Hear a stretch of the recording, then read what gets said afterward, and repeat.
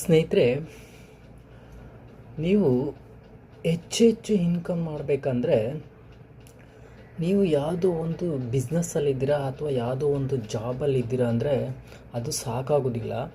ಯಾಕೆಂದರೆ ಒಂದು second income ನಿಮ್ಗೆ ಇರಲೇಬೇಕು. ಸೋರ್ಸಸ್ ಆಫ್ ಇನ್ಕಮ್ ಅಂದರೆ ಒಂದೇ ಇದ್ದರೆ ಸಾಕಾಗೋದಿಲ್ಲ. ಯಾಕೆಂದರೆ ನೋಡಿ, ಇವತ್ತಿನ ಲೈಫ್ ಸ್ಟೈಲು ಪ್ರತಿದಿನ ಕಾಸ್ಟ್ ಆಫ್ ಲಿವಿಂಗ್ ಜಾಸ್ತಿ ಆಗ್ತಾ ಇದೆ.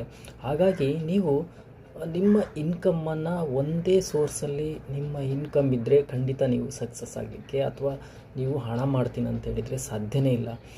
ನೀವು ಒಂದು ಮ್ಯೂಚುವಲ್ ಫಂಡ್ ಮುಖಾಂತರ ದುಡ್ಡು ಮಾಡ್ಬೋದು, ಅಥವಾ ಒಂದು ಫಂಡಮೆಂಟಲ್ ಸ್ಟ್ರಾಂಗ್ ಇರುವಂತಹ ಶೇರ್ಸನ್ನು ನೀವು ಪರ್ಚೇಸ್ ಮಾಡಿ ಅದನ್ನು ಹೋಲ್ಡ್ ಮಾಡಿಟ್ಕೊಳ್ಳೋದ್ರ ಮುಖಾಂತರ ನೀವು ದುಡ್ಡು ಮಾಡ್ಬೋದು. ಮತ್ತು EPF ಅಂತ ಕೆಲವು ಸ್ಕೀಮ್ಗಳು ಇದೆ.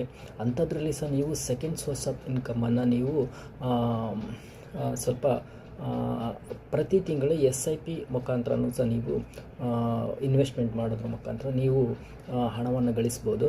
ಸೊ ಹೀಗಾಗಿ ಅನೇಕ ಇವತ್ತು ಸೋರ್ಸಸ್ ಆಫ್ ಇನ್ಕಮ್ ಸೋರ್ಸಸ್ ಇದೆ.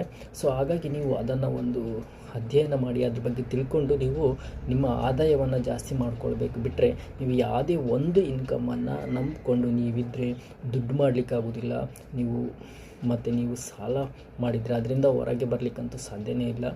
ಸೊ ಹಾಗಾಗಿ ನೀವು ಈ ಇನ್ಕಮ್ ಮಾಡುವಂತಹ ಒಂದು ಪ್ರಕ್ರಿಯೆ ಬಗ್ಗೆ ಸ್ವಲ್ಪ ಗಮನ ಹರಿಸುವುದು ಪ್ರತಿಯೊಬ್ಬರಿಗೂ ಒಳ್ಳೆಯದು ಅನಿಸ್ತಾ ನಾನು ಈ ವಿಡಿಯೋನ ಮಾಡ್ತೀನಿ. Thank you.